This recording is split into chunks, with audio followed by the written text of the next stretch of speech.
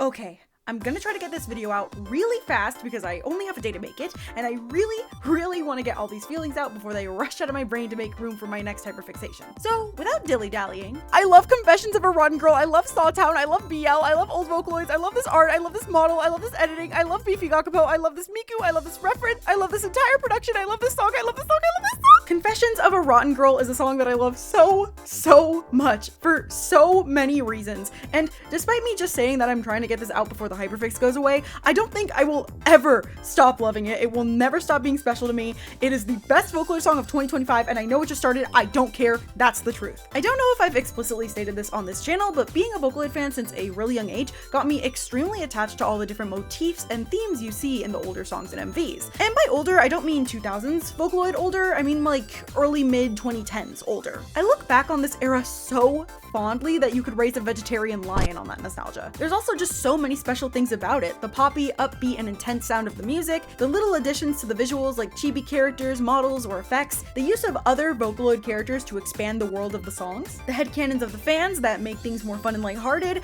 and more than anything, the colorful, unique MVs that make you feel like you're a part of the song. All of it inspires me so hard. It all made me who I am today, and more than giving me a dream, it gave me joy in those specific, contained moments of my life. Joy that I can relive just by watching those videos and hearing those sounds. The closest a person can get to experiencing magic is that feeling that comes with listening to a really good song and getting lost in the visuals paired with it. And for that reason, Confessions of a Rotten Girl will never leave my heart.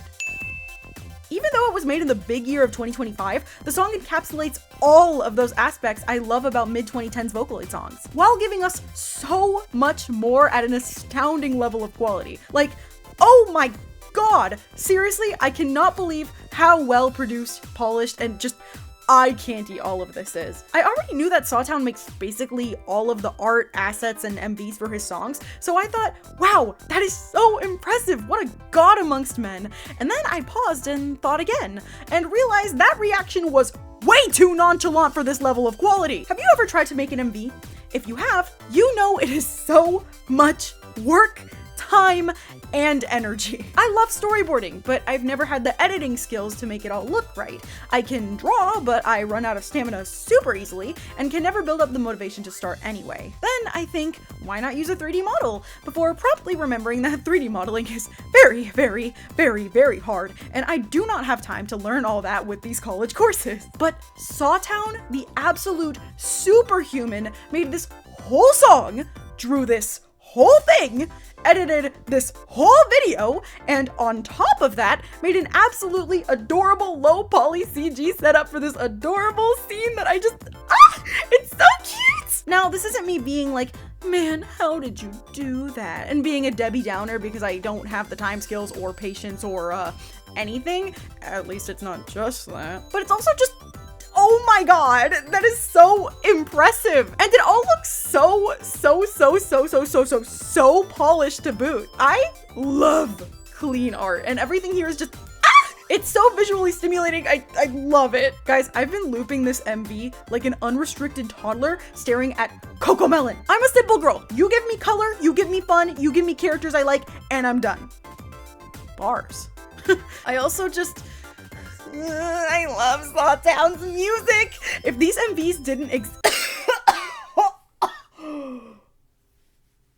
if they didn't oh, sorry, I can't even say it. Even if that was the case, I would still be absolutely obsessed with these songs. I love loud, layered, bright, powerful songs, and SAWTOWNE fits that bill to a T. So perfectly that it's scary. I cannot function with this dude's songs out of my brain for 1 second. SAWTOWNE is probably my favorite Vocaloid producer ever now, for so many reasons. I love his musical style, his art, all of that. But everything combined doesn't only make a near perfect creator for me, it also paints a picture of extreme effort, excitement, and most of all, love for a vision. A vision that's given so much care with not a single detail out of place. It's all so amazing, I'm left holding my breath. SAWTOWNE is my new god. I Again, love older Vocaloid, and a huge part of older Vocaloid was using either a ton of voice banks in one song, or including other characters as extras through the song's art. I love colorful characters, and I never get tired of large casts, and if they're really simplistic, that's even more fun to be had. You don't have to know every single thing about a Vocaloid to be the #1 fan of them, since they're a free draw canvas, unlike how you have to know all that stuff in other forms of media. Don't get me wrong, I love idle games and the likes, but with a huge list of events or expanding lore, it can be pretty disheartening to label a character as your favorite and not actually know that much about them. And I love Project Sekai, but I do not have the motivation to read all that. But with Vocaloid, on the other hand, if a character's design appeals to you, that's all you really need to make content about them without worrying about mischaracterization. You can play around with them however you want. It's like having a giant shared OC with the whole community. While characters with so much canon lore have their merit, characters that are just there and have nothing and they can be molded are awesome too. Like, I think that's why Vocaloid has just stuck with me my entire life while I like fall in and out of all the other stuff, because Vocaloid is just, it's made for, it's for creativity. It's so much fun. Everyone loves fun. Guys, it's fun! This was kind of a tangent, but I say all this to get across that this stuff is really important to me for more than a surface level. But on the surface level, it's just so fun to see characters, you know, just pop up and be like, I know that one! I know that one! Seeing a frame of Teto in a song that didn't involve her back in the day used to fill me with a euphoria you could never imagine. And then there'd be times where you'd see characters like Kyoteru, Miki, Pico, Neru, my goddess Yoane Haku, or even Honedel popping up in songs. It's always so fun to see them, and even more fun to see how each producer characterizes them. But I have not seen a Vocaloid song include that in forever. It kind of died. I hate to use the word died when it comes to Vocaloid, because really it's a medium that can do anything if a creator deems it. And it's not like the medium itself is dead either. It's kind of impossible for a medium to die, so if a creator comes in and just decides to do something, boom, there it is, it's real. But no one can deny that times have changed, and while I love the new style of Vocaloid, welcoming it with new arms, it just doesn't feel the same without all those character cameos or lighthearted goofs. They've fizzled out. I don't want to be dramatic, but it felt like losing something important to me. And then SAWTOWNE gave us all something I think we can all agree we did not see coming. Kyoteru and Yuma in the year 2025! Let's go! I was already so excited for this new song because I had a feeling it was going to be about Fujoism, trademarked. And while I was happy because of that hilarious theme, I was also happy because upon seeing these characters again, I was brought back to when I was a kid discovering all these different Vocaloids, brought back to when I had a huge Kyoteru phase, back to when I discovered the joy that was Gakupo, back to when back to when people would make fan art and stories about the universes within these songs as if they were their own series. All of that. Everything I loved from before and every merit those details have today, disconnected from the nostalgia too, it all rushed into me. And SAWTOWNE did that with all the whimsy of before and the colors of today. SAWTOWNE is my new god! Vocaloid has never been shy when it comes to raunchy themes. Actually, it might be one of the most perverted genres of music out there. And while that sounds like a negative, to me, it's not, and has never been. This might make me sound like a freak, but hear me out. I've always thought these songs were absolutely wonderful when I was really young, just for the stories, the art, the sounds, etc. And when I got to the age where I could understand more of the feelings behind them, they meant so much more to me on top of that. Let's not pretend like sexual themes are something to be afraid of. They shouldn't be, especially not for younger people who need positive reinforcement in their emotions. While safety is incredibly important, very much so, it's the main thing, I will always advocate for the fact that it's important to not encourage shame or disgust towards oneself because of feelings that are completely natural. And writing pieces of media that discuss these themes off only leads to more shame and disgust in younger, sensitive people. And that leads to less learning, and that leads to more danger. Am I saying that Vocaloid songs like this exist for sexual education? No, obviously not. But they do come from a place of comfort and freedom, which is good. Not that everyone has to like it, but it's still a net positive, at least in my opinion. I've been seeing a lot of people on Twitter saying they relate to Miku here, talking about when they were preteens discovering the wonders of Fujoism, trademarked. They're happily connecting with this version of Miku. I honestly think it's so cute, even if the topic is considered to be unsightly or taboo. taboo. Because again, we're all human. It's natural and it's okay. And outside of that, it's also just a huge thing with Vocaloid due to how many songs like this there were, to the point that it's been a giant meme over the years. So these raunchy themes add hard, and I mean hard, to the 2010s vibe this song has. It's super reminiscent of Plus Boy, which a lot of people have pointed out, and I find that so funny. And speaking of our Miku, she is such a fun character. She's so cute. I love this design. She's so full of shame, so weird, and just so funny. She's also so dramatic while remaining realistic. She's not a stereotypically upstanding person. She knows that. She's a freak, and she's not proud. At least until the end of the song, where she feels more empowered in her weird preteen girl discovering these things nonsense. And I think it's a really good message. Young people will be young people, and they should be allowed exploration without feeling like they're inherently flawed for it. Feeling broken for being a certain way is an awful feeling, and it's also a useless one. Shame doesn't do anything for a person but make them hate themselves. That isn't productive, and it certainly doesn't help grow a healthy mindset. I love the theming around indulging in sin or being happy despite shame. I really appreciate messages like that in media, since feeling loads and loads of unhealthy guilt for something that is, again, completely natural is something I don't want people to go through. I know what it's like, and it sucks. I wouldn't wish that on anyone, especially not young people. Of course, this practice should fall within reasonable parameters. If your desire is harmful to others or something that's seemingly severe, you might want to step back and reconsider. But other than that, it's so important to not despise oneself just because of harmless actions, desires, or even just thoughts, which, to my OCD babies out there, your thoughts cannot be controlled, and they might not even signal real desires in the first place. Actually, not might. They don't signal real desires in the first place, because thoughts are not desires. Be healthy.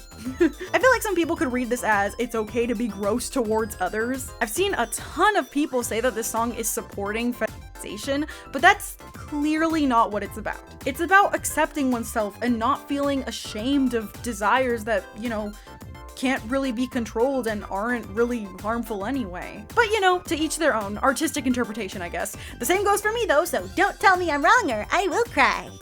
So those are all my biggest thoughts on the song. I am probably leaving out a few things because my brain is fried from how much I've looped it, but that's what I've got. If anything, I'll leave you with some smaller points I think about when I indulge in how much I love it. This intro is hilarious. This is so dramatic, I love it. Also, the tuning on Miku's voice during this and the second speaking part of the song, oh my god, especially that second speaking part, is so good. SAWTOWNE's art style is so cute. It's so cute. It's so cute. Can we all explode now? Pipe bomb. This song makes me feel like a girl. I mean, I am a girl, but like, oh my god, this is girly power. This is what the Shoujoism channel was named for. This makes me feel so girly. I can't explain it. It just does. I feel like a girl. As a Gakupo Yume, this is a great day to be alive. Look at that. Oh, look at that. Oh. I love the animation on Miku's sprite so much. It's actually mesmerizing. And I love how bouncy the chibis of the boys are too. This is the best beat drop of Vocaloid history. The best beat drop of Vocaloid history. No debate. Where do people who make MVs get these assets? Where are they coming from? How do you edit so well? Give me your power! Watching Miku go through the phase where she hates the woman getting in the way of her yaoi. It's a canon event. I cannot stop her. The words aren't wording. I just love this song. I can't write about this eloquently. I love this song so much. I can't breathe. It's so good. SAWTOWNE, I love you. You saved my life. SAWTOWNE, you made so much to me. When Kanade said she wanted to save people with her music, she should have just been writing stuff about Miku being a Fujoshi. I love the SAWTOWNE low poly Mikus more than anything, dude. Look at how cute she is. Look at how cute she is. Look at how cute she is. This is my favorite frame ever. It's so good. SAWTOWNE, you are my god. I gasped out loud. Songs are each their own contained worlds. They give us new characters, new stories, new conflicts, new emotions, everything with so little time but so much magic. Confessions of a Rotten Girl gives us so much, whether it's just a simple appreciation for the gorgeous visuals made by an incredibly skilled creator, the comfort in a lesson learned about someone who might be a lot like us, or a nostalgic look back on what we loved, a memory of what was there, a glimpse at the fact that it isn't really gone, and a look towards the future in hopes of seeing more like this. I really hope this song sparks a revival in that form of Vocaloid I loved so much, and with that, a whole new generation of fans who can fall in love with this vast yet freely interpretive world just as I did. I think SAWTOWNE is the best thing to happen to Vocaloid since the peak of Giga P. And no, for you newer Giga fans, I'm not talking about this, or this. While those songs are amazing and I love new Giga P, they don't encapsulate what I'm getting at here. I'm talking about this. This.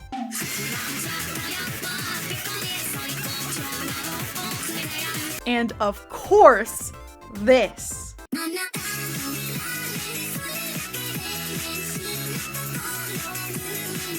I made so many jokes saying that SAWTOWNE is a god in this video, but all goofs aside, I cannot think of a creator who has ever made me this happy. I've been so stressed out lately, unmotivated, distracted, miserable, but this song gave me the motivation to do something. I wrote this script because of how overwhelming my love for the song was.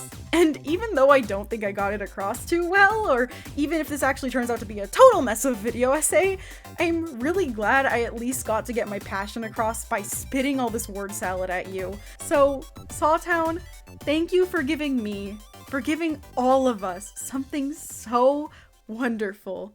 We all love you.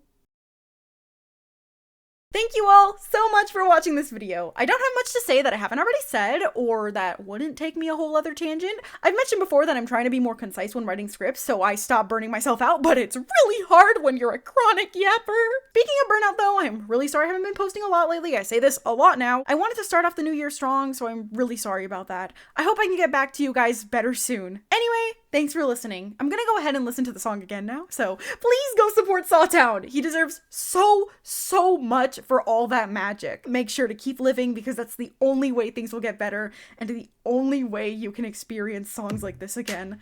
See ya!